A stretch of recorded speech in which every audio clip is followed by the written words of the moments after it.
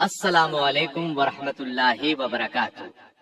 یہ دارالسلام اسٹوڈیو ہے۔ اس بار ہم آپ کی خدمت میں تاریخ مکہ مکرمہ پیش کر رہے ہیں۔ حرمت والا شہر مکہ اللہ رب العزت اور رسول اللہ صلی اللہ علیہ وسلم کو سب شہروں سے زیادہ محبوب ہے۔ مسلمانوں کا قبلہ ہے، ان کی دلی محبت کا مرکز ہے، حج کا مرکز بھی ہے، مسلمانوں کی باہمی ملاقات اور تعلقات کی منزل ہے۔ روز ازل ہی سے اللہ تعالیٰ نے اس کی تعظیم کے پیش نظر اسے حرم قرار دیا، یعنی حرمت والا گھر۔ پھر اس میں کعبہ ہے۔ کعبہ روئے زمین پر اللہ تعالیٰ کی عبادت کے لیے بنایا جانے والا سب سے پہلا گھر ہے۔ اس قدیم ترین گھر ہی کی وجہ سے اس علاقے کو حرم کا درجہ ملا۔ صرف اسی کو نہیں، اس کی ہر چیز کو امن و امان حاصل ہے، یہاں تک کہ درختوں کے پتوں اور دوسری خضرا نباتات کو بھی کاٹا نہیں جا سکتا۔ یہاں کے پرندوں اور جانوروں کو ڈرا کر بھگایا نہیں جا سکتا۔ اس جگہ کا ثواب دوسرے مقامات سے کئی گنا افضل ہے۔ یہاں کی ایک نماز 1,00,000 نمازوں کے برابر ہے۔ شہر مکہ کو یہ عظمت، حرمت اور امان سب کچھ کعبے کی برکت سے عطا ہوا ہے۔ اب ہم حجر اسود کے بارے میں بیان کرتے ہیں۔ بہت سی احادیث سے حجر اسود کی فضیلت ثابت ہوتی ہے، نیز اس بات کی بھی رغبت دلائی گئی ہے کہ دوران طواف اسے بوسہ دیا جائے یا ہاتھ لگایا جائے۔ حجر اسود کی فضیلت کے لیے یہ بات کافی ہے کہ نبی اکرم صلی اللہ علیہ وسلم کا دست مبارک اور مبارک ہونٹ اس پر لگے ہیں۔ بخاری اور مسلم میں مذکور ہے کہ سیدنا عمر بن خطاب رضی اللہ عنہ نے حجر اسود کو بوسہ دیا اور فرمایا، مجھے یقین ہے کہ تو ایک پتھر ہے جو نقصان دے سکتا ہے نہ نفع، اور اگر میں نے رسول اللہ صلی اللہ علیہ وسلم کو تجھے بوسہ دیتے نہ دیکھا ہوتا تو کبھی تجھے بوسہ نہ دیتا۔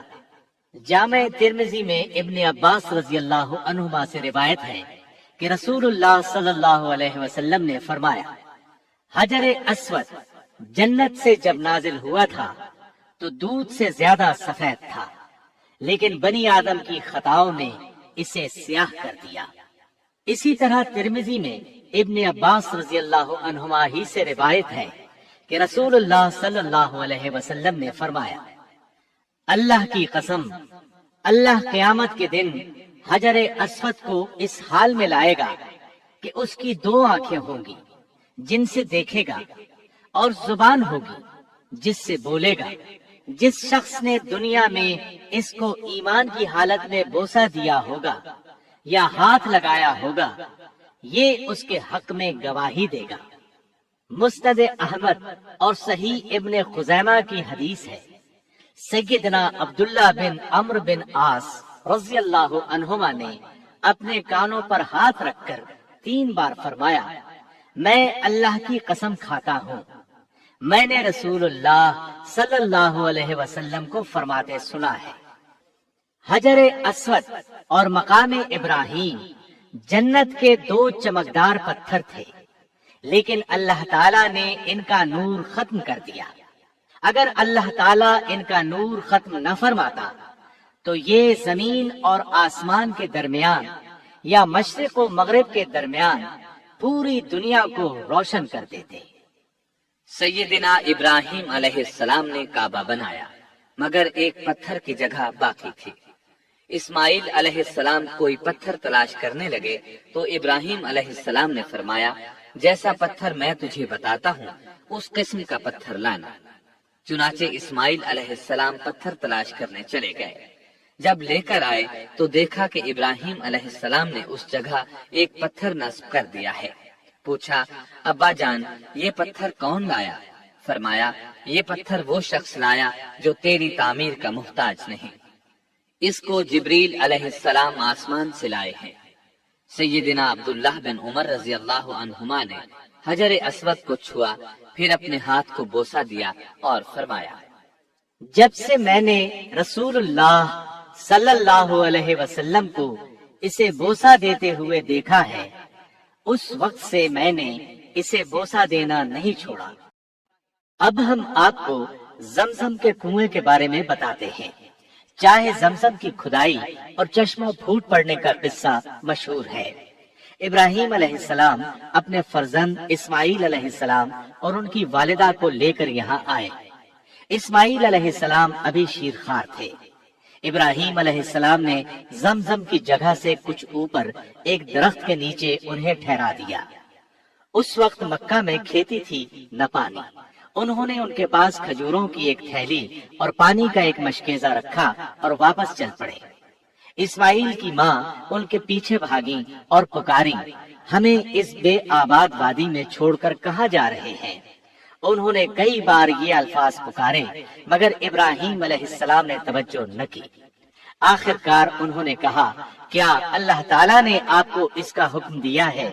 इस पर इब्राहिम अलैहिस्सलाम ने फरमाया, हाँ। ये सुनकर उन्होंने कहा, फिर अल्लाह ताला हमें जाया नहीं करेंगे। ये कहकर वो वापस दरख्त के नीचे चली गईं। इब्राहिम अलैहिस्सलाम चलते गए, यहाँ तक कि जब घाटी में पहुँचे जहाँ से वो उन्हें देख नहीं सकते थे, तो बैतुल्लाह की तरफ मुंह किया, हाथ उठाए और दुआएं की। इन दुआओं का जिक्र सूरह इब्राहिम आयत 37 में है।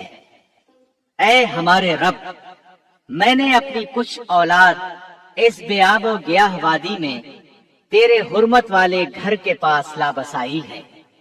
ऐ अल्लाह, ये इसलिए कि वो नमाज कायम रखें। बस तू कुछ लोगों के दिलों को इनकी तरफ माइल कर दे और इन्हें फलों की रोजियां इनायत फरमा ताकि ये शुक्रगुजारी करें। इस्माइल अलैहिस्सलाम की वालिदा सुकून से उन्हें दूध पिलाती रही और खुद पानी पीती रही, यहाँ तक कि पानी खत्म हो गया और बच्चा प्यास से बिलखने लगा। वो बेबसी से इसे बिलखता देखती रही। आखिर रह न सकी तो उठ भागी। करीब तरीन पहाड़ी सफा थी। इस पर चढ़कर इधर उधर देखा, शायद कोई नजर आ जाए, लेकिन कोई नजर न आया तो नीचे उतरी। हमवार जमीन तक पहुंची तो कमीज का किनारा हाथ में पकड़कर एक मुसीबत ज़दा इंसान की तरह भागती हुई मरवा पहाड़ी तक आई। इस पर चढ़कर भी इधर उधर देखा मगर कोई नजर न आया। 7 मर्तबा इसी तरह किया। रसूलुल्लाह सल्लल्लाहु अलैहि वसल्लम फरमाते हैं, सही इसी बुनियाद पर शुरू हुई। जब वो आखिरी मर्तबा मरवा पर चढ़ी तो उन्हें एक आवाज सुनाई दी। अपने आप से बोली, चुप। फिर गौर से आवाज को सुनने की कोशिश की, फिर बोली, मैंने तेरी आवाज सुन ली है, अगर कुछ मदद कर सकता है तो कर। अब जो नजर उठी तो एक फरिश्ता जमजम वाली जगह के पास खड़ा नजर आया। फरिश्ते ने जमीन पर अपनी एड़ी या पर मारा और पानी निकल आया। वो भागी भागी आई और अपने हाथों से उस जगह के गिर्द हौज सा बनाने लगी। चुल्लू में पानी ले लेकर मशकेजा भरने लगी। उधर पानी जोश से उबल रहा था।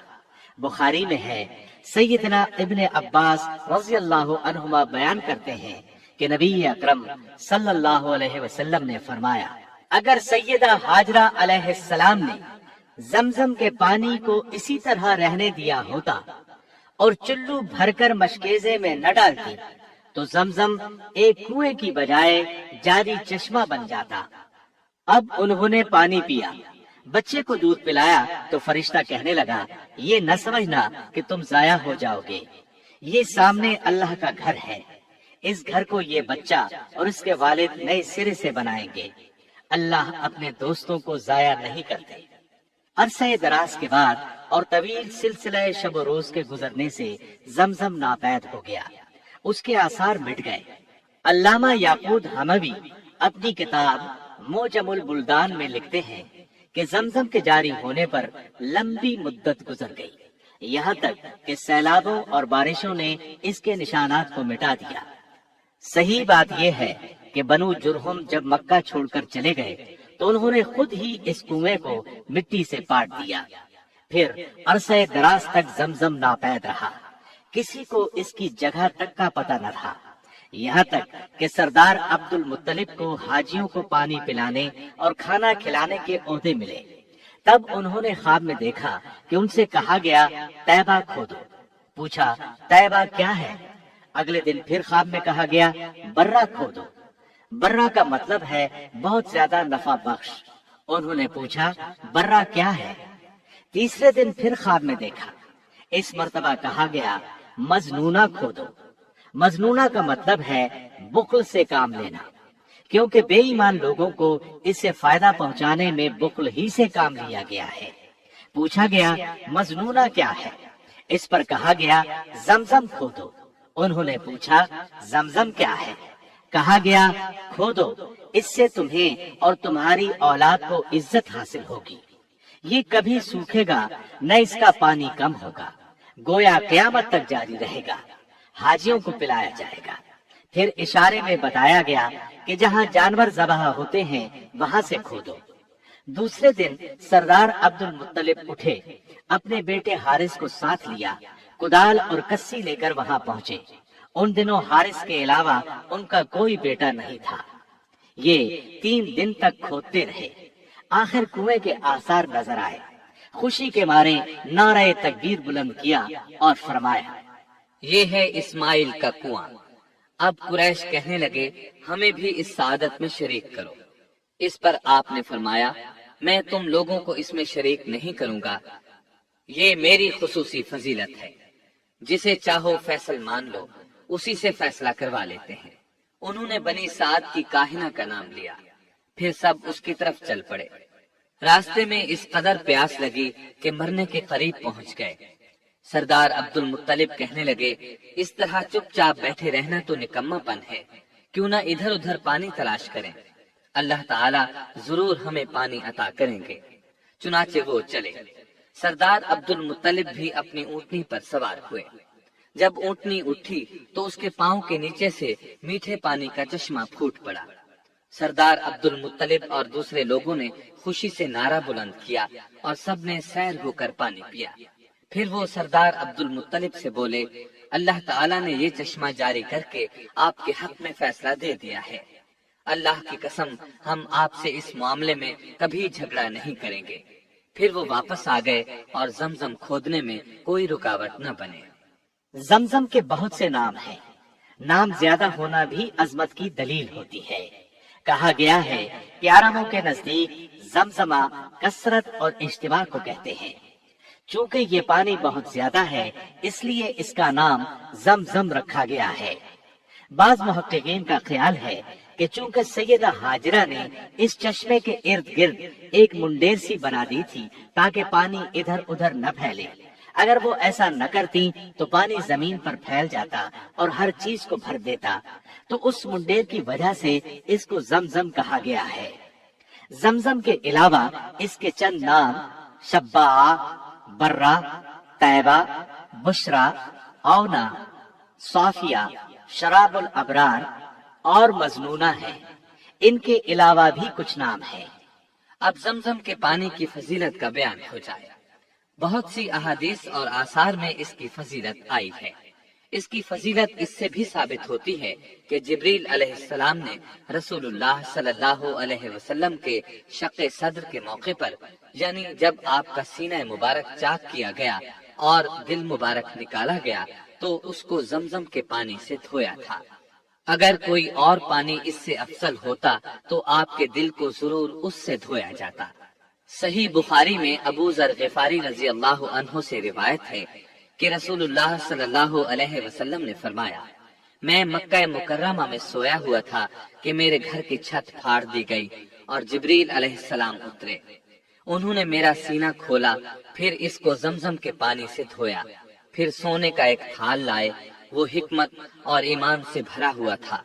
उन्होंने इन दोनों से मेरा सीना भर दिया, फिर सीना इसी तरह बंद कर दिया। फिर मेरा हाथ पकड़कर मुझे आसमानों की तरफ ले चढ़े। इसी तरह सही मुस्लिम में है, सैयदना अनस रजी अल्लाह अन्हु फरमाते हैं, बचपन में अल्लाह के रसूल दूसरे बच्चों के साथ खेल रहे थे कि जिब्रील अलैहिस्सलाम आए, आपको पकड़ा और जमीन पर लिटा दिया।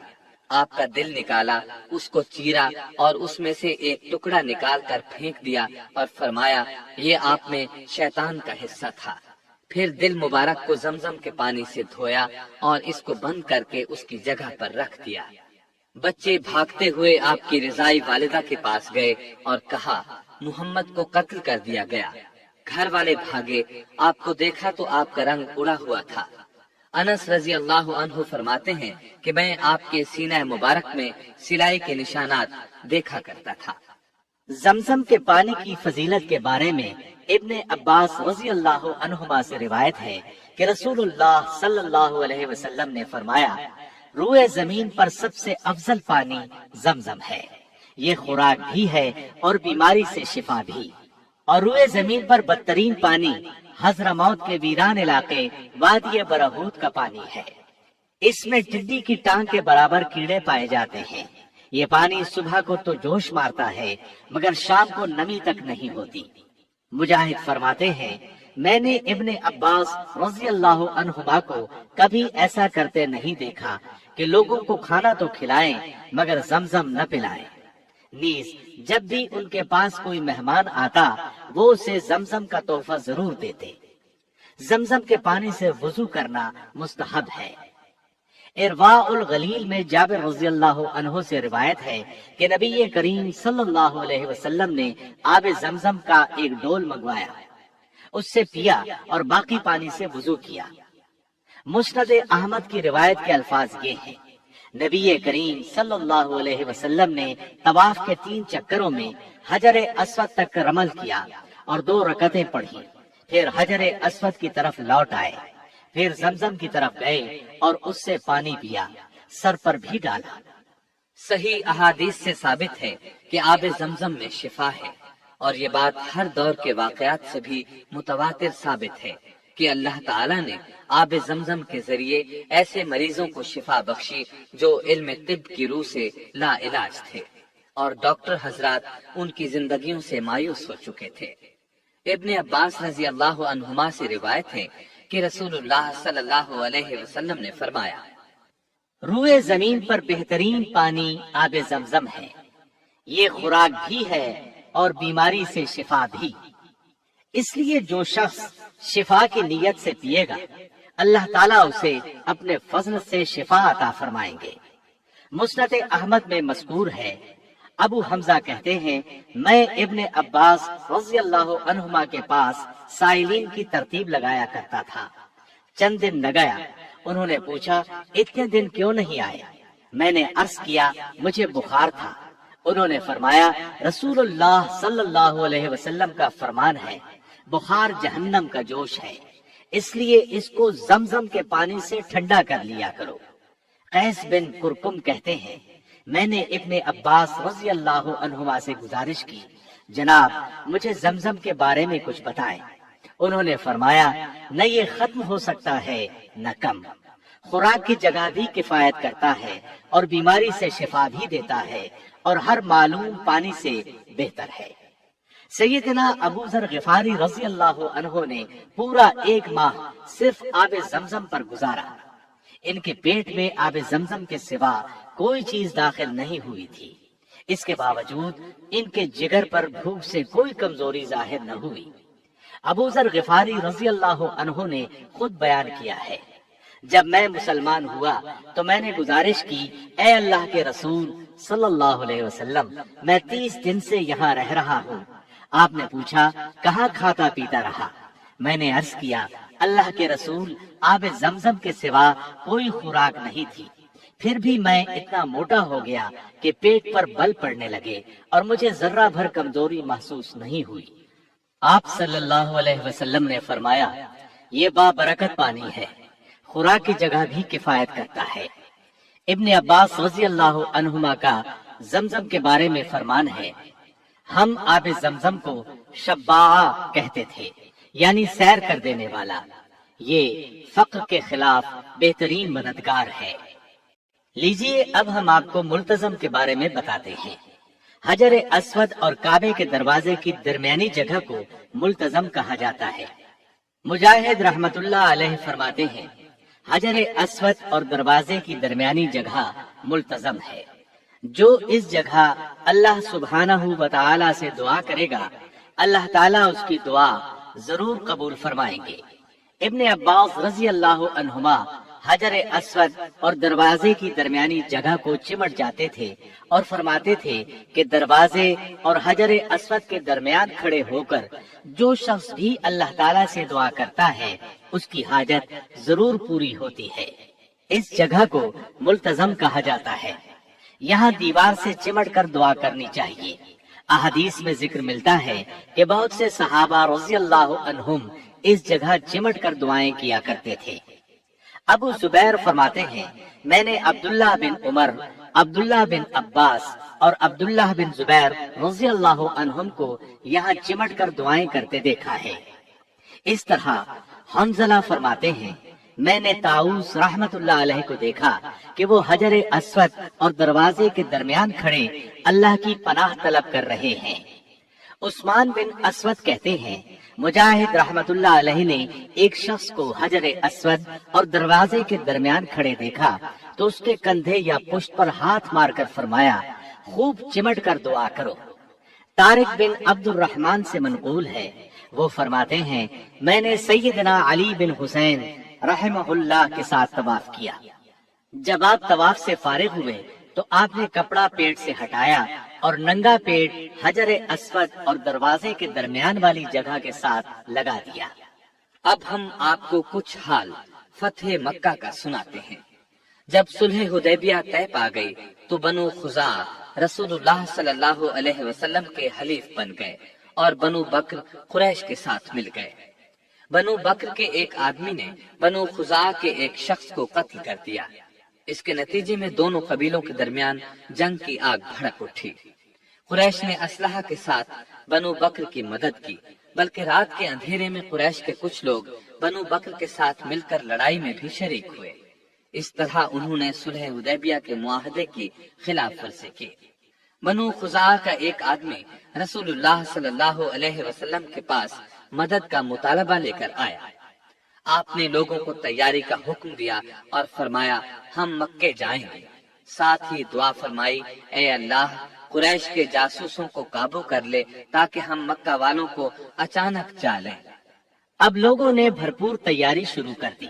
رسول اللہ صلی اللہ علیہ وسلم نے مکہ مکرمہ جانے کا اعلان فرمایا تو سیدنا حاطب بن ابی بلتعہ رضی اللہ عنہ نے قریش کو ایک خط لکھا، ایک عورت کے سپرد کیا، اجرت دے کر اسے تیار کیا کہ اس خط کو قریش تک پہنچا دے۔ اس نے وہ خط اپنے سر کے بالوں کی مینڈیوں میں چھپا لیا اور مکہ کی طرف روانہ ہو گئی۔ اللہ کے رسول صلی اللہ علیہ وسلم کو بذریعہ وحی اطلاع ہو گئی۔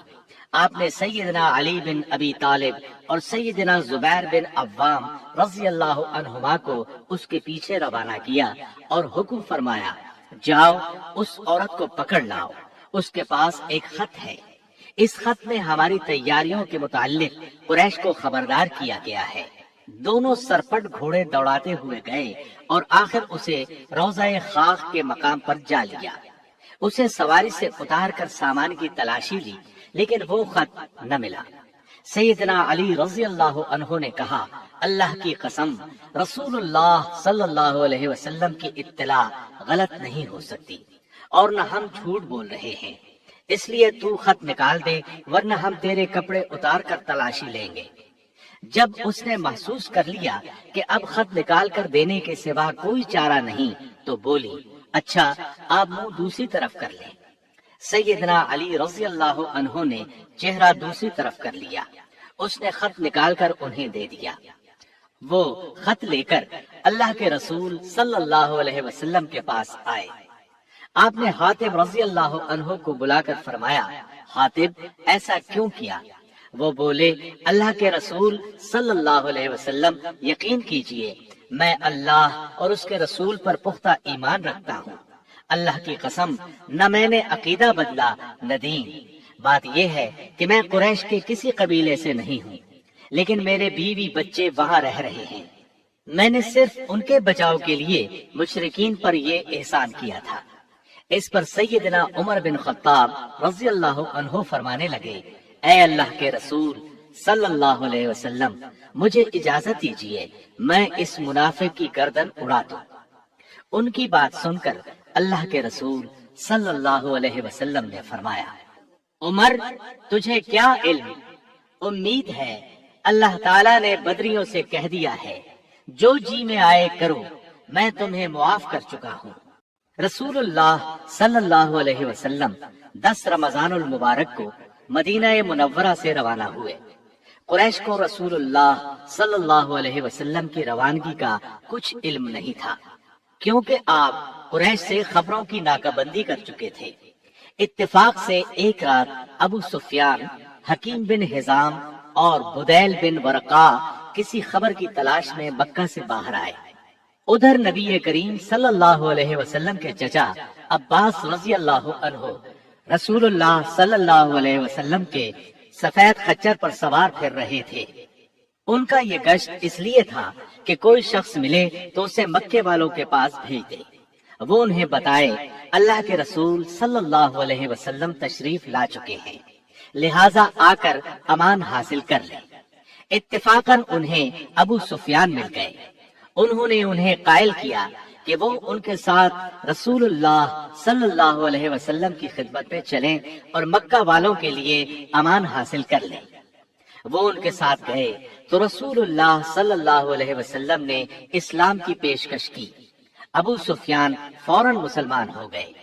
سیدنا عباس رضی اللہ عنہ کہنے لگے، اللہ کے رسول، ابو سفیان سردار آدمی ہے، فخر کا خواہش مند ہے، لہٰذا اسے کچھ امتیاز عطا فرمائے۔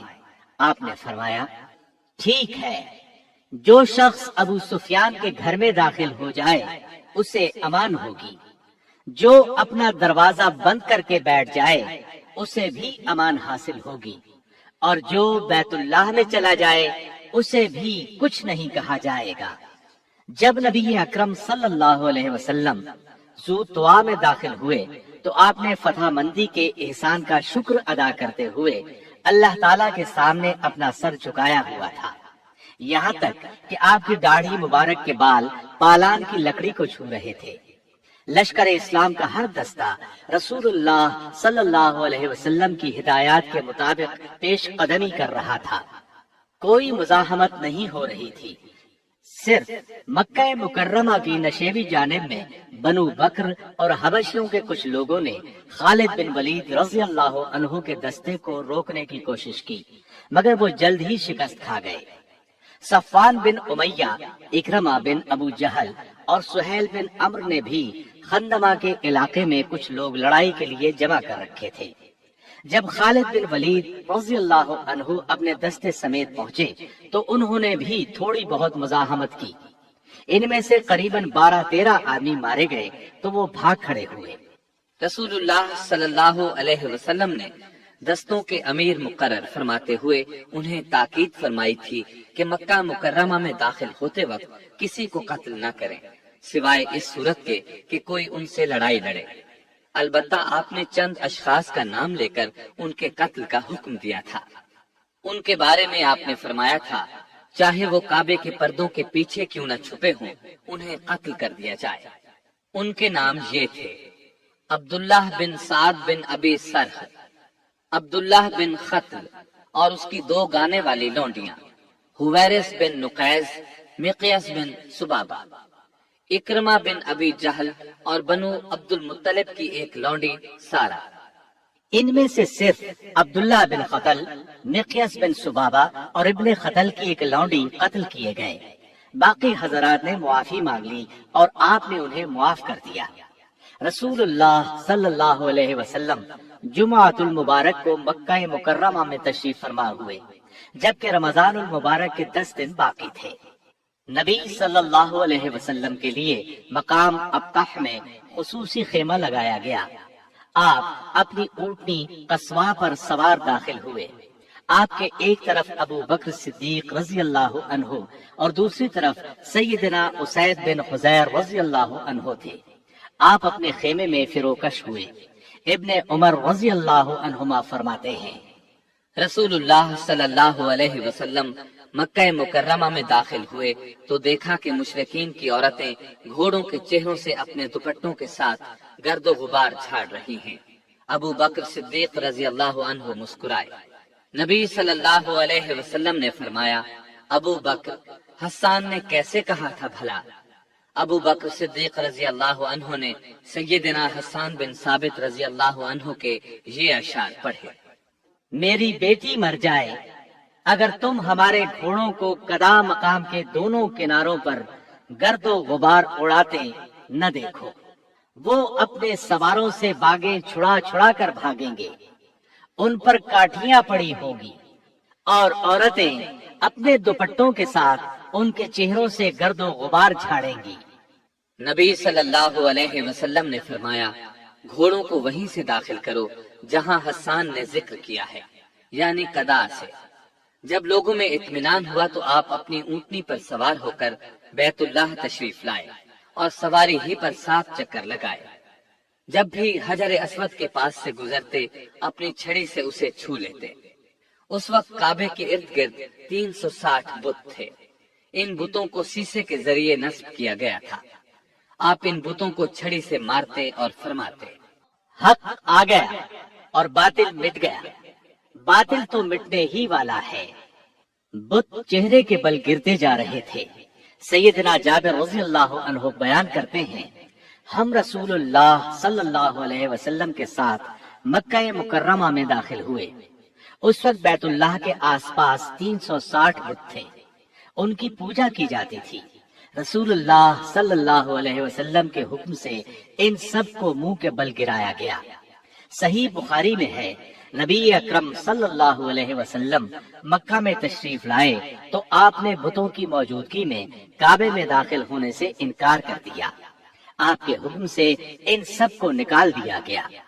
جب سیدنا ابراہیم اور اسماعیل علیہ السلام کے بت نکالے گئے تو ان کے ہاتھ میں تیر پکڑائے ہوئے تھے۔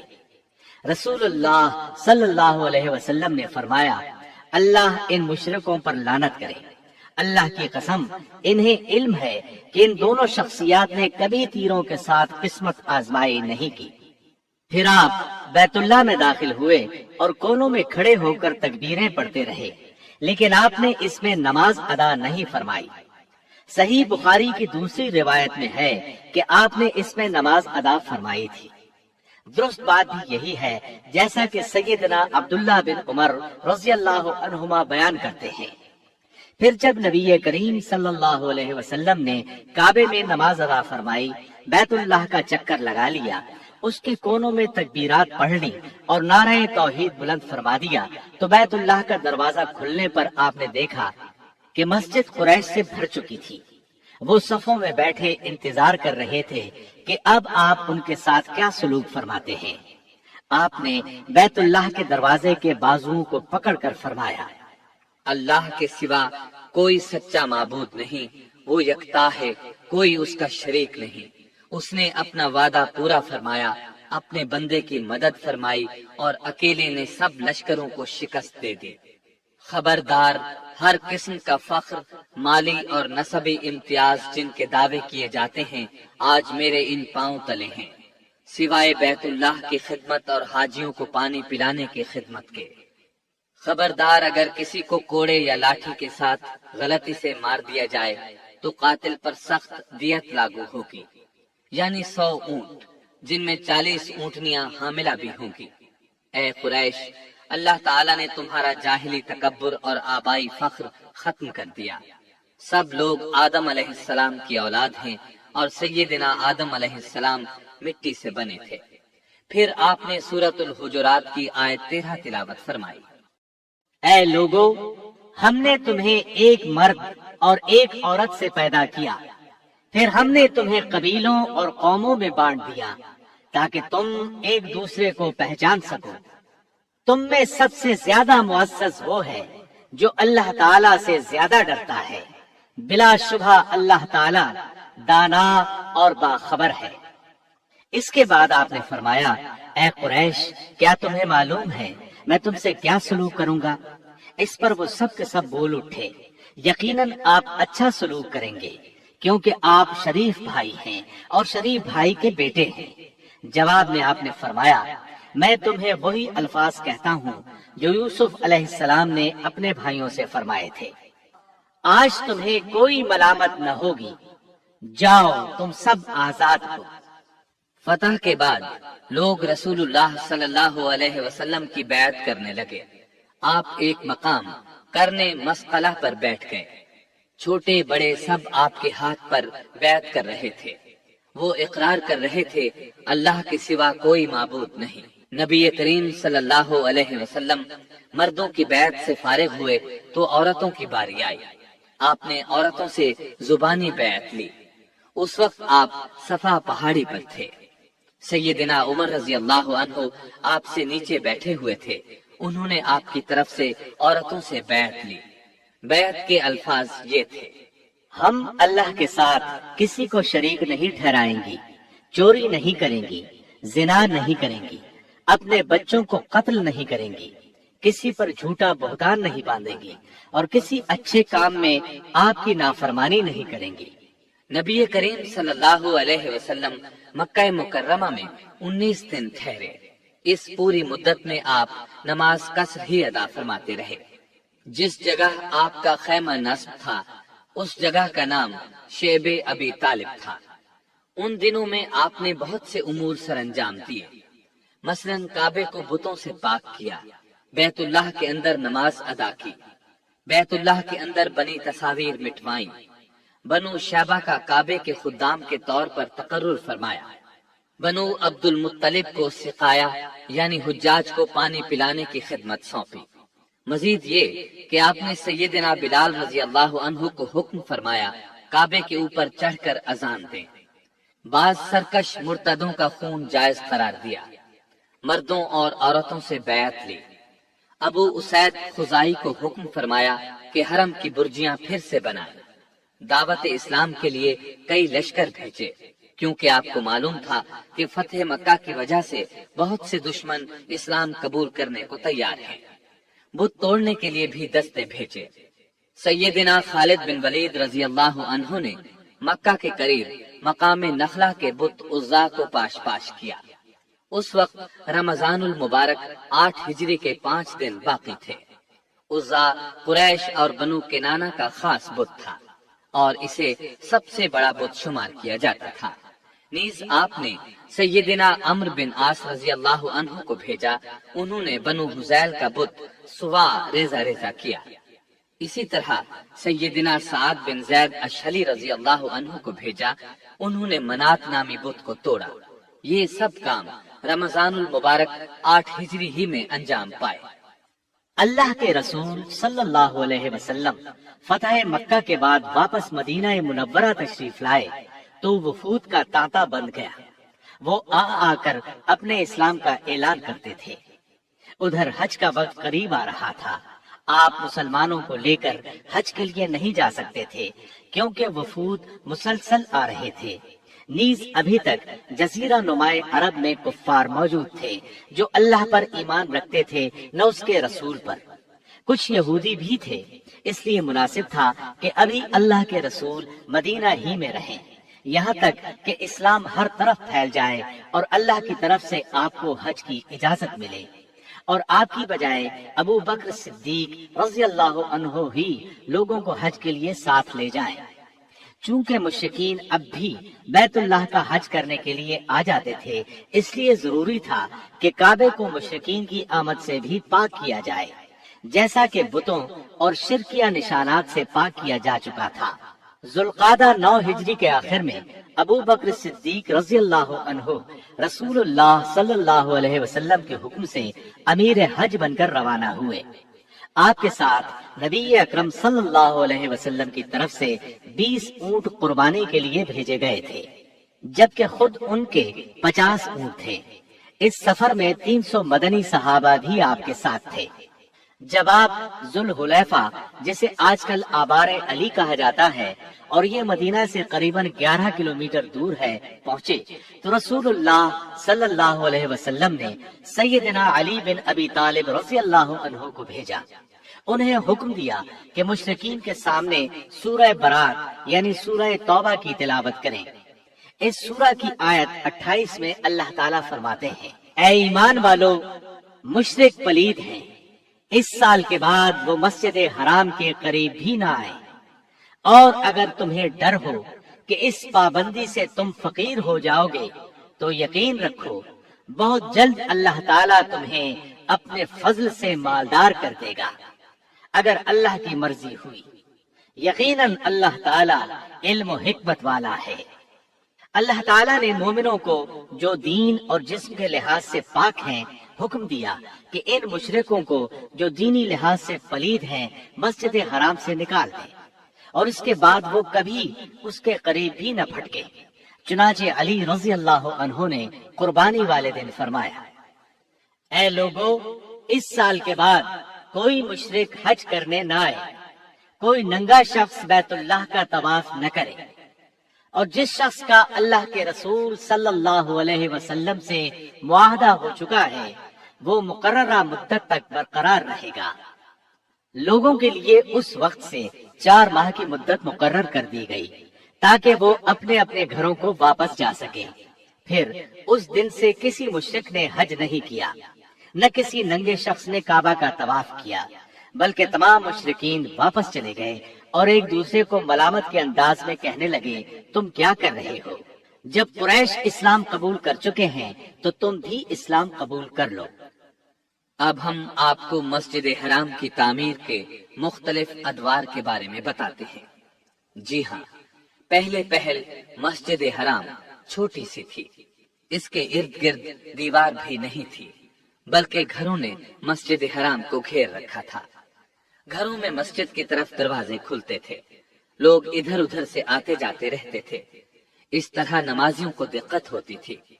سیدنا عمر بن خطاب رضی اللہ عنہ نے بہت سے گھر خرید کر گرا دیے۔ جن لوگوں نے اپنے گھروں کو فروخت کرنے سے انکار کیا ان کے گھر گروا کر گھروں کی قیمت بیت المال میں رکھ دی۔ آخرکار انہوں نے یہ قیمت لے لی۔ پھر سیدنا عمر رضی اللہ عنہ نے مسجد کے ارد گرد 4 دیواری تعمیر کروا دی جو زیادہ اونچی نہیں تھی۔ سیدنا عمر رضی اللہ عنہ نے لوگوں سے فرمایا، کعبہ پہلے سے بنا ہوا تھا، تم بعد میں رہنے لگے ہو، لہٰذا خالی جگہ کعبے کا صحن ہے نہ کہ تمہارا۔ یہ 17 ہجری کی بات ہے جب سیدنا عمر رضی اللہ عنہ عمرہ کرنے کے لیے تشریف لائے تھے اور مکہ مکرمہ میں 20 دن ٹھہرے تھے۔ سیدنا عثمان رضی اللہ عنہ کے دور میں لوگ زیادہ ہو گئے تو انہوں نے مسجد کی مزید توسیع فرمائی۔ کچھ لوگوں سے گھر خرید لیے، جنہوں نے بیچنے سے انکار کیا ان کے گھر زبردستی گرا دیے۔ لوگوں نے شور و غل مچایا تو آپ نے انہیں بلا کر فرمایا، میری نرمی اور تحمل نے تمہیں جرأت دلا دی ہے، ورنہ سیدنا عمر رضی اللہ عنہ نے بھی یہی کچھ کیا تھا۔ اس وقت تو کوئی نہیں بولا تھا، میں نے تو انہی کا طریقہ اختیار کیا ہے جس پر تم چیخنے چلانے لگے ہو۔ پھر آپ نے انہیں قید کرنے کا حکم دیا، مگر پھر عبداللہ بن خالد بن اسید کی سفارش پر انہیں چھوڑ دیا۔ سیدنا عثمان رضی اللہ عنہ نے یہ توسیع 26 ہجری میں فرمائی۔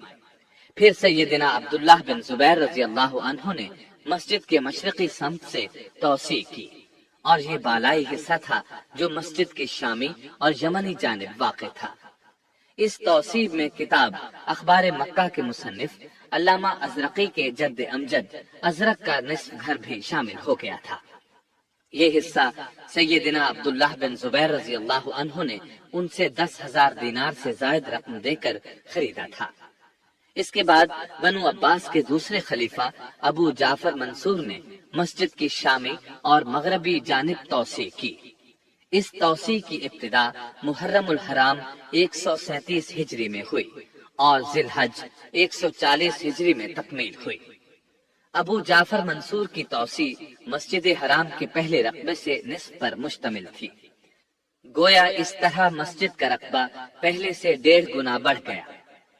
پھر ابو جعفر منصور کے بیٹے مہدی نے مسجد کی بالائی، یمنی اور مغربی جانب اپنے والد کی توسیع سے آگے مزید توسیع کی۔ مہدی کے دور میں توسیع 2 مرتبہ ہوئی۔ پہلی مرتبہ 160 ہجری میں جب اس نے اپنے والد کی توسیع سے آگے 2 برآمدے مزید تعمیر کیے۔ دوسری مرتبہ 167 ہجری میں توسیع ہوئی۔ اس توسیع کا حکم اس نے اس وقت دیا جب 164 ہجری میں وہ اپنا دوسرا حج کرنے آیا۔ یہ توسیع شروع اس کے آخری دور میں ہوئی اور مکمل اس کے بیٹے موسیٰ ہادی کے دور میں ہوئی۔ क्योंकि मौत ने महदी को ज्यादा मोहलत न दी। महदी ने मस्जिद हराम की तौसीह और तामीर में बहुत ज्यादा माल खर्च किया, क्योंकि मस्जिद में शामिल की जाने वाली एक हाथ मुरब्बा जमीन की कीमत 25 दीनार में पड़ी और वादी में दाखिल की जाने वाली एक हाथ मुरब्बा जमीन की कीमत 15 दीनार में पड़ी। जबकि संगमरमर के सुतून शाम और बाज दीगर मुमालिक से जद्दा की बंदरगाह तक पहुँचे, जिनको बाद में छकड़ों पर लाद कर मक्का मुकर्रमा तक लाया गया। इसकी तौसीह को उन उमूर में शुमार किया जाता है जिन पर बे इंतहा अखराजात हुए। इसके बाद दारुल नदवा में तौसीह हुई। इसके मुंतजिम ने खलीफा मुअतजिद अब्बासी के वजीर उबैदुल्लाह बिन सुलेमान बिन वहब को रग़बत दिलाई कि बाकी मांदा दारुल नदवा को मस्जिद में शामिल किया जाए। इससे नेक नामी होगी, क्योंकि महदी के बाद किसी खलीफा ने मस्जिद हराम में कोई काम नहीं कराया। मुंतजिम ने मक्का मुकर्रमा के काजी मोहम्मद बिन अहमद मकदमी और मक्का मुकर्रमा के अमीर आज बिन हाज से भी दरखास्त की कि वो दारुल नदवा के बारे में ऐसी ही तजवीज खलीफा के सामने पेश करें। ये शख्स मुअतजिद बिल्लाह का आजाद करदा गुलाम था। उसने भी तजवीज लिख भेजी। जब ये तीनों दरखास्तें मुअतजिद के पास पहुंची तो उसने हुक्म दिया दारुल नदवा को मस्जिद की शक्ल देकर बड़ी मस्जिद से मिला दिया जाए। इस मकसद के लिए उसने बड़ी रकम मुख्तस की। दारुल नदवा की पुरानी इमारत गिराकर सारा मलबा निकाल दिया गया। फिर असल बुनियाद पर मस्जिद बना दी गई। इसमें सुतून, मिहराब और बरामदे बनाए गए। उनकी छत लकड़ी की डाली गई। इस पर सोने की पालिश और कशीदाकारी की गई। फिर बड़ी मस्जिद की दीवार में 12 दरवाजे बनाए गए। इनके अलावा इस इमारत में 3 दरवाजे और रखे गए जो इर्द गिर्द की सड़कों पर खुलते थे। मीनार भी तामीर किया गया। छत पर किंगरों वाला जंगला बनाया गया। इस सारे काम में 3 साल का अरसा लगा और ये तमाम काम करीबन 284 हिजरी में मुकम्मल हुआ। अब्बासी खलीफा मुक्तदिर बिल्लाह के दौर में 306 हिजरी में बाबे इब्राहिम का इजाफा हुआ। ये दरवाजा मस्जिद की मगरबी जानिब था। ये दरअसल एक खुला सहन था जो बाबुल खयातीन और बाबे बनी जुमह के दरमियान वाक़ था। इसको मस्जिद हराम में शामिल कर दिया गया और दोनों दरवाजों की जगह एक बड़ा दरवाजा बना दिया गया जिसको बाबे इब्राहिम कहा जाने लगा। अब्बासी खुलफा ने इसके बाद मस्जिद हराम की तामीर और तौसीह का तो कोई काम नहीं किया, अलबत्ता मरम्मत और इस्लाह का काम सुल्तान सलीम के दौर 979 हिजरी तक जारी रहा। मिस्र के बादशाह बरकूक के दौर 802 हिजरी में मस्जिद हराम में आग लग गई। सुल्तान बरकूक ने इमारत दोबारा तामीर कराई। इस पर पहले की तरह सागवान की लकड़ी की छत डलवाई। फिर कई बार इसकी मरम्मत भी कराई गई, लेकिन आहिस्ता आहिस्ता इसमें कमजोरी आती गई और इसमें टूट फूट का अमल होता रहा। सुल्तान सलीम के सामने जब ये सूरत हाल पेश की गई तो उसने इसको गिराकर नई इमारत बनाने का हुक्म दिया और कहा कि छत लकड़ी की न डाली जाए बल्कि इसको गुंबदों की शक्ल में बनाया जाए। ये काम 979 हिजरी में शुरू हुआ, लेकिन सुल्तान सलीम तामीर मुकम्मल होने से पहले ही फौत हो गए। फिर उनके बेटे सुल्तान मुराद सोम ने इस काम को मुकम्मल किया। तामीर नौ का ये काम 984 हिजरी में मुकम्मल हुआ। अब्बासी खलीफा मुक्तदिर बिल्लाह के दौर में मस्जिद हराम में जो तौसीह हुई तो उसके बाद 1069 बरस तक मस्जिद हराम का रकबा उतना ही रहा। अलबत्ता इर्द गिर्द इमारत बनती रही, बल्कि आहिस्ता आहिस्ता मस्जिद की तरफ सरकती रही। सही वाली जगह का भी यही हाल रहा कि उसके और मस्जिद हराम के दरमियान कई कई मंजिला इमारत थी। सही वाली जगह की सूरत एक तंग गली की सी होकर रह गई। उसके इर्द गिर्द दुकानें थी। अब मस्जिद हराम अपने महदूद रकबे की वजह से जायरीन के लिए तंग हो रही थी। हाजियों की तादाद अब इतनी कम नहीं रही थी जितनी जानवरों और बागबानी कश्तियों के जमाने में थी, बल्कि जराए आमद-ओ-रफ्त की तरक्की की वजह से अब तादाद कई गुना बढ़ चुकी थी। अब जानवरों की बजाय नई नई बसें, कारें और तेज तरीन हवाई जहाज ईजाद हो चुके थे। बागबानी कश्तियों की बजाय तेज रफ्तार देव हैकल बाहरी जहाज का दौर आ चुका था। इतनी बड़ी तादाद के लिए ये मस्जिद बहुत तंग पड़ गई थी। جو جو دن گزر رہے تھے حجاج اور زائرین کی تعداد میں بے انتہا اضافہ ہو رہا تھا۔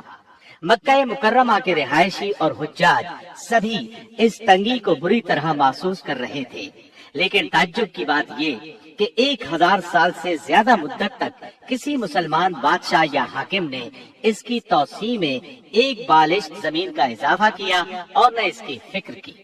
1370 ہجری میں مسجد نبوی کی توسیع کا آغاز ہوا۔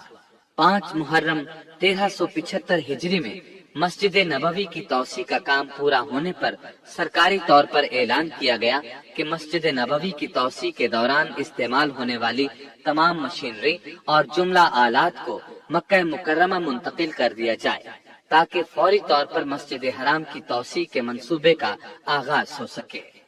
شاہ عبدالعزیز بن عبد الرحمن آل سعود رحمت اللہ علیہ نے حرمین شریفین کے معاملات پر بہت زیادہ توجہ دی، چنانچہ انہوں نے مسجد کی مرمت کا حکم دیا۔ اس حکم کے تحت حرم میں سنگ مرمر لگایا گیا، نئے سرے سے رنگ کیا گیا، دروازے اور برآمدوں کے فرش درست کیے گئے۔ شاہ عبدالعزیز پہلے شخص ہیں جنہوں نے سعی والی گلی کا فرش لگوایا، اس کے اوپر سائبان کی تجدید کرائی، جبکہ مسعی یعنی سعی کرنے کی جگہ پر سب سے پہلے شاہ شریف حسین بن علی نے 1339 ہجری میں سائبان لگوایا تھا۔ مسجد حرام میں پہلی توسیع شاہ سعود بن عبدالعزیز کے دور میں ہوئی۔ مسعی کے دونوں جانب بنے ہوئے گھر گرا دیے گئے اور مسعی کی 2 منزلیں بنائی گئیں۔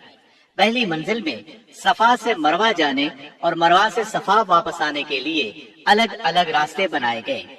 درمیان میں ایک چھوٹا سا جنگلہ لگا دیا گیا تاکہ جانے اور آنے کے راستے جدا جدا رہیں۔ پہلی منزل میں 16 دروازے لگائے گئے۔ دوسری منزل پر جانے کے لیے 2 راستے بنائے گئے، ایک صفا دوسرا مروہ کے پاس۔ پھر جنوبی جانب کی عمارت گرائی گئی اور 2 منزلہ خوبصورت برآمدہ بنایا گیا۔ مسعی کے سوا باقی توسیع شدہ عمارت کے نیچے تہخانے بنائے گئے۔ پھر مغربی اور شمالی جانب میں بھی جنوبی توسیع کی طرح توسیع کی گئی اور ان دونوں جانب بھی وہی کچھ بنایا گیا جو جنوبی جانب بنایا گیا تھا۔ دروازوں کی تعداد بھی بڑھائی گئی، چھوٹے بڑے سب مل کر 51 دروازے بن گئے۔ توسیع کے دوران پرانے 7 مینار گرا کر 7 نئے مینار بنائے گئے۔ اس طرح سعودی دور کی پہلی توسیع میں 1,53,000 مربع میٹر کا اضافہ کیا گیا اور مسجد کا کل رقبہ 1,80,850 مربع میٹر ہو گیا۔ گویا اس توسیع کے بعد مسجد حرام کا رقبہ 6 گنا بڑھ گیا، جبکہ اس توسیع سے پہلے مسجد کا کل رقبہ صرف 27,850 مربع میٹر تھا۔ مزید یہ کہ توسیع والی عمارت انتہائی مضبوط اور خوبصورت ہے۔ دیواروں پر سنگ مرمر اور چھتوں اور ڈاٹوں میں عمارتی پتھر جڑا گیا ہے تاکہ مسجد حرام فن تعمیر کا شاہکار بن جائے۔ شاہ فہد نے حرم کی طرف بہت توجہ دی اور بڑی دریا دلی سے خرچ کیا۔ ان کے منصوبے کے 2 پہلو ہیں، نمبر 1 زیبائش و آرائش، نمبر 2 مسجد حرام کے رقبے میں اضافہ۔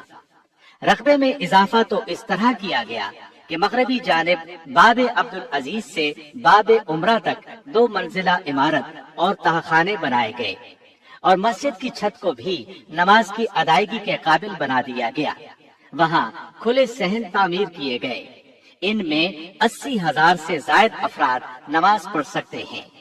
بجلی کے ذریعے چلنے والی سیڑھیوں کے لیے 3 مقامات بنائے گئے۔ گویا کے توسیع کی سابقہ 2 منزلوں کے اوپر تیسری منزل کا بھی اضافہ کیا گیا ہے۔ اس توسیع میں باب الملک فہد کے نام سے ایک عظیم دروازہ بنایا گیا، اس کے ساتھ 14 چھوٹے دروازے بھی ہیں۔ تاخانوں میں جانے کے لیے 2 راستے بنائے گئے ہیں۔ اس توسیع کے بعد اب مسجد میں داخل ہونے کے لیے 4 بڑے اور 54 چھوٹے دروازے ہیں۔ تاخانوں میں داخل ہونے کے لیے 6 الگ راستے ہیں۔ اس کے علاوہ دوسری منزل پر جانے کے لیے بھی کئی راستے اور بجلی کے ذریعے چلنے والی سیڑھیاں موجود ہیں۔ مسجد کے 7 سابقہ میناروں میں بالکل انہی جیسے 2 اور میناروں کا اضافہ کیا گیا ہے۔ اس طرح میناروں کی تعداد اب 9 ہو گئی ہے۔ اس نئے اضافے کا رقبہ 76,000 مربع میٹر ہے۔ یہ رقبہ پہلی سعودی توسیع سے پہلے کی مسجد حرام کے رقبے سے 3 گنا ہے۔ اس کا مطلب یہ ہے کہ دونوں سعودی توسیعات سے مسجد حرام کا رقبہ 9 گنا بڑھ گیا ہے۔ اس کے علاوہ نمازیوں کے لیے مسجد کی مشرقی جانب مساح سے متصل نئے میدان بھی بنائے گئے ہیں۔ ان کو مشرقی صحن کہا جاتا ہے۔ جبل ابی قبیس کے دامن میں شاہی محلات واقع ہیں، جن کا رقبہ قریباً 40,000 مربع میٹر ہے۔ ان میں وہ تمام سہولیات مہیا کی گئی ہیں جن کی نمازیوں کو ضرورت پیش آ سکتی ہے۔ اس کے ساتھ ساتھ جنوبی اور مغربی جانب بھی وسیع صحن تیار کیے گئے ہیں۔ ان میں سفید سنگ مرمر کا فرش لگایا گیا ہے تاکہ جب نمازی زیادہ ہوں تو یہاں بھی لوگ نماز ادا کر سکیں۔ حج کے دنوں میں خاص طور پر یہاں نمازیں ادا کی جاتی ہیں۔ حرم کی توسیع اور آرائش و زیبائش یقیناً اپنی جگہ ایک انتہائی اہم کام ہے، لیکن تمام نمازیوں کو ایک امام کے پیچھے اکٹھا کرنا اس سے کہیں بڑھ کر اہمیت کا حامل ہے۔ واقعہ یہ ہے کہ ایک امام کے پیچھے اکٹھے نماز ادا کرنے سے پہلے حرم میں مختلف مکتبہ ہائے فکر کے ائمہ کی الگ الگ جائے نماز ہوتی تھی۔ امام مالک رحمت اللہ علیہ کے پیروکار ایک جگہ نماز ادا کرتے تھے تو امام شافعی رحمت اللہ علیہ کے پیروکار دوسری جگہ۔ اسی طرح امام احمد بن حنبل رحمت اللہ علیہ کے معتقدین کا مصلی جدا مقام پر تھا، اور امام ابو حنیفہ رحمت اللہ علیہ کے پیروکار الگ جگہ پر نماز ادا کیا کرتے تھے۔ ان میں سے ہر مقام پر الگ امام نماز پڑھایا کرتا تھا۔ اذان تو ایک ہی ہوتی تھی، جبکہ نماز الگ الگ 4 مقامات پر مختلف اوقات میں ادا کی جاتی تھی۔ سب سے پہلے امام احمد بن حنبل رحمت اللہ علیہ کے پیروکار نماز ادا کرتے، ان کے بعد امام شافعی رحمت اللہ علیہ کے ماننے والے، پھر امام مالک رحمت اللہ علیہ کے پیروکار، اسی طرح سب سے آخر میں امام ابو حنیفہ رحمت اللہ علیہ کے طریق پر چلنے والے اپنی نماز ادا کیا کرتے تھے۔ ہر مصلی کا الگ امام مقرر کرنے کی بدعت عثمانیوں نے شروع کی تھی، جو شاہ عبدالعزیز بن عبد الرحمن آل سعود کی آمد تک جاری رہی۔ شاہ عبدالعزیز نے یہ تمام طریقے ختم کر دیے جو مسلمانوں کی زندگی کو عیبدار بنا رہے تھے، اور تمام امور کو رسول اللہ صلی اللہ علیہ وسلم اور سلف صالحین کے عہد کی طرف لوٹاتے ہوئے مسلمانوں کو ایک امام کی اقتداء میں نماز ادا کرنے کا حکم جاری کر دیا۔ لیجئے اب ہم آپ کو مکہ مکرمہ کے تاریخی مقامات کی سیر کراتے ہیں۔ جبل حرا کا نام تو آپ نے سنا ہے۔ یہی وہ پہاڑ ہے جس میں ایک غار ہے جو لوگوں میں غار حرا کے نام سے مشہور ہے۔ اس غار میں وحی کے نزول کا آغاز ہوا۔ رسول اللہ صلی اللہ علیہ وسلم اس غار میں نزول وحی سے پہلے بھی عبادت کیا کرتے تھے۔ مسلم کی حدیث ہے، ابو ہریرہ رضی اللہ عنہ بیان کرتے ہیں کہ نبی کریم صلی اللہ علیہ وسلم سیدنا ابو بکر صدیق، سیدنا عمر، سیدنا عثمان، سیدنا علی، سیدنا طلحہ اور سیدنا زبیر رضی اللہ عنہم حرا پہاڑ کی ایک چٹان پر بیٹھے تھے کہ چٹان ہلنے لگی۔ رسول اللہ صلی اللہ علیہ وسلم نے فرمایا، رک جا، اس وقت تجھ پر ایک نبی، ایک صدیق اور شہید ہی بیٹھے ہیں۔ جبل ثور، یہ پہاڑ مکہ مکرمہ کی نشیبی جانب جنوب میں واقع ہے۔ ہجرت کے موقع پر نبی کریم صلی اللہ علیہ وسلم اور ابو بکر صدیق رضی اللہ عنہ اس پہاڑ کے مشہور غار میں چھپے تھے۔ یہ وہی غار ہے جس کا ذکر اللہ نے اپنی کتاب قرآن مجید میں کیا ہے۔ 2 میں سے دوسرے جبکہ وہ غار میں تھے۔ مسجد خیف مینا میں واقع ہے۔ یہ ان مساجد میں سے ہے جن کی فضیلت بعض احادیث اور آثار صحابہ سے ثابت ہے۔ ابن عباس رضی اللہ عنہما کی ایک مرفوع حدیث میں ہے، مسجد خیف میں 70 انبیاء علیہ السلام نے نماز پڑھی ہے۔ حجۃ الوداع کے موقع پر نبی کریم صلی اللہ علیہ وسلم نے بھی اس میں نمازیں ادا کی۔ صحابہ کرام رضی اللہ عنہم اس مسجد کی فضیلت کے قائل تھے اور اس کا ذکر خیر کرتے رہتے تھے۔ نیز مناسک حج کی ادائیگی کے موقع پر اس میں نماز پڑھنے کی طرف رغبت دلاتے تھے۔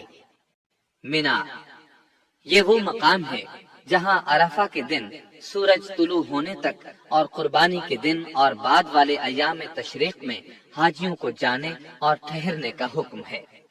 یہاں رات ٹھہرنے کا حکم بھی ہے اور یہی حاجی لوگ جمرات کو کنکریاں مارتے ہیں۔ مینا حج کے دنوں میں تو بہت آباد ہوتا ہے، باقی سارا سال خالی رہتا ہے۔ بہت کم لوگ وہاں رہائش پذیر ہیں۔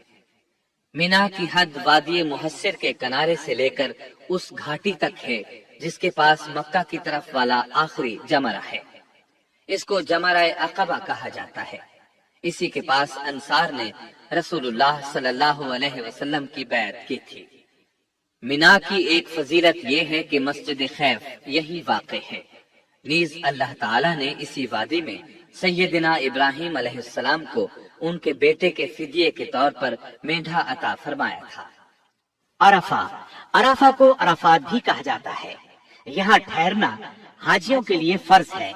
جو عرفات میں وقوف نہ کر سکے اس کا حج نہیں ہوتا، کیونکہ رسول اللہ صلی اللہ علیہ وسلم نے فرمایا الحج عرفہ، حج وقوف عرفہ کا نام ہے۔ جو شخص وقوف عرفہ نہ کر سکے اسے جانور قربان کرنا ہوگا اور آئندہ سال حج بھی کرنا ہوگا۔ یوم عرفہ کی فضیلت بہت سی احادیث میں آئی ہے۔ صحیح مسلم میں ہے، رسول اللہ صلی اللہ علیہ وسلم نے فرمایا، کسی بھی دن اللہ تعالیٰ اتنے افراد آگ سے آزاد نہیں کرتا جتنے عرفہ کے دن آزاد کرتا ہے۔ اس دن اللہ تعالیٰ حاجیوں کے قریب ہوتا ہے، پھر ان کی وجہ سے فرشتوں کے ساتھ اظہار فخر کرتا ہے اور پوچھتا ہے ان کا مقصد کیا ہے۔ رسول اللہ صلی اللہ علیہ وسلم نے فرمایا، کسی بھی دن شیطان اتنا چھوٹا، ذلیل، حقیر اور ناراض نہیں ہوتا جتنا عرفہ کے دن، کیونکہ اس دن اللہ کی رحمت کثرت سے نازل ہوتی ہے اور اللہ تعالیٰ بڑے بڑے گناہ معاف فرماتے ہیں۔ مزدلفہ وہ مقام ہے جہاں عرفات سے واپسی پر حاجیوں کو جانے اور رات ٹھہرنے کا حکم دیا گیا ہے۔ یہ عرفہ اور وادی محسر کے دو تنگ پہاڑی راستوں کا درمیانی علاقہ ہے۔ عرفہ کے اس تنگ راستے کو مضیق کہا جاتا ہے۔ بہت سے علماء نے مزدلفہ کی یہی حد بندی کی ہے۔ مزدلفہ میں رات گزارنا واجب ہے۔ رات نہ گزارنے کی صورت میں ایک جانور ذبح کرنا ہوگا، اور مستحب یہ ہے کہ آدمی رسول اللہ صلی اللہ علیہ وسلم کی اقتداء کرتے ہوئے صبح تک وہیں ٹھہرے، پھر نماز کے بعد روشنی پھیل جانے تک ٹھہرا رہے۔ اس کے بعد سورج طلوع ہونے سے پہلے ہی مینا کی طرف چل دے۔ وادی محسر یہ وہ جگہ ہے جہاں تیزی کے ساتھ گزر جانا ضروری ہے۔ یہ مینا اور مزدلفہ کے درمیان ایک وادی ہے۔ یہ مینا میں شامل ہے، نہ مزدلفہ میں۔ اس کو وادی محلل بھی کہا جاتا ہے، کیونکہ حج کے دوران جب لوگ یہاں سے گزرتے ہیں تو تکبیریں پڑھتے ہوئے تیزی سے گزر جاتے ہیں۔ اس مقام پر یہی عمل پسندیدہ ہے۔ آپ صلی اللہ علیہ وسلم بھی یہاں سے تیزی سے گزرے تھے اور فرمایا تھا، یہ شیطانوں کا ٹھکانہ ہے۔ وادی محسب حاجی کے لیے مستحب ہے کہ وہ مینا سے واپسی پر یہاں ٹھہرے۔ یہ وادی مکہ سے مینا کے راستے پر واقع ہے۔ رسول اللہ صلی اللہ علیہ وسلم یہاں ٹھہرے تھے۔ ابو رافع رضی اللہ عنہ رسول اللہ صلی اللہ علیہ وسلم کے سامان وغیرہ کے نگران تھے۔ وہ فرماتے ہیں کہ نبی کریم صلی اللہ علیہ وسلم نے مجھے محسب میں ٹھہرنے کا حکم نہیں دیا تھا، بلکہ میں نے اپنے طور پر وہاں آپ کا خیمہ لگا دیا تھا۔ آپ تشریف لائے اور وہاں ٹھہر گئے۔ سیدہ عائشہ رضی اللہ عنہا فرماتی ہیں کہ نبی کریم صلی اللہ علیہ وسلم یہاں اس لیے ٹھہرے تھے کہ مدینہ واپسی کے لیے یہاں ٹھہرنا زیادہ مفید تھا۔ اب جو شخص چاہے یہاں ٹھہرے، جو نہ چاہے نہ ٹھہرے۔ ابن جریج کہتے ہیں کہ میرے سامنے لوگ عطا رحمت اللہ علیہ سے پوچھ رہے تھے کہ رسول اللہ صلی اللہ علیہ وسلم اس رات محسب میں سیدہ عائشہ رضی اللہ عنہا کے انتظار میں ٹھہرے تھے؟ عطا رحمت اللہ علیہ نے جواب دیا، نہیں، یہ ویسے ہی قافلوں کے پڑاؤ کی جگہ ہے، کوئی چاہے تو محسب میں ٹھہرے، نہ چاہے تو نہ ٹھہرے۔ تنعیم، یہ مسجد بیت اللہ سے 7.5 کلومیٹر دور مدینہ روڈ پر واقع ہے۔ سیدہ عائشہ رضی اللہ عنہا کی نسبت سے مسجد عائشہ کے نام سے مشہور ہے، کیونکہ یہ اس جگہ واقع ہے جہاں سیدہ عائشہ رضی اللہ عنہا عمرہ کے احرام کے لیے تشریف لے گئی تھی۔ یہ مسجد مکہ مکرمہ کے تاریخی مقامات میں شمار ہوتی ہے۔ اسلامی طرز تعمیر کی انتہائی خوبصورت مسجد ہے۔ مسجد جعرانہ طائف اور مکے کے درمیان ایک کنویں کا نام ہے۔ نبی صلی اللہ علیہ وسلم حنین سے واپسی پر اس مقام پر ٹھہرے تھے۔ رات کے وقت یہاں سے احرام باندھ کر عمرہ فرمایا تھا۔ اس مقام پر ایک مسجد بنائی گئی جو مسجد جعرانہ کے نام سے مشہور ہے۔ مسجد جن، یہ مسجد ہجون کے کنارے واقع ہے۔ عین اس جگہ بنائی گئی ہے جہاں رسول اللہ صلی اللہ علیہ وسلم نے سیدنا عبداللہ بن مسعود رضی اللہ عنہ کے بیٹھنے کے لیے خط کھینچا تھا۔ نبی کریم صلی اللہ علیہ وسلم کو اللہ تعالی کی طرف سے حکم ملا تھا کہ آپ جنوں کو قرآن سنائیں۔ آپ نے اپنے ساتھ عبداللہ بن مسعود رضی اللہ عنہ کو لیا اور چل پڑے، یہاں تک کہ آپ ہجون میں شیب ابی دب کے پاس پہنچے۔ یہاں آپ نے عبداللہ بن مسعود رضی اللہ عنہ کے لیے ایک خط کھینچا تھا کہ وہ اس جگہ سے آگے نہ آئے۔ پھر آپ جنوں کو قرآن سنانے کے لیے آگے چلے گئے۔ ادھر جن ان کی طرف آنے کی کوشش کرتے تھے، لیکن وہ اس خط کو عبور نہ کر پاتے تھے۔ پھر رسول اللہ صلی اللہ علیہ وسلم کی طرف چلے جاتے تھے۔ رات کے پچھلے پہر آپ تشریف لائے۔ اس مقام پر یہ مسجد بنائی گئی۔ اس کے ساتھ ہی تاریخ مکہ کا تذکرہ اپنے اختتام کو پہنچا، اور تمام تعریفیں اللہ ہی کے لیے ہیں۔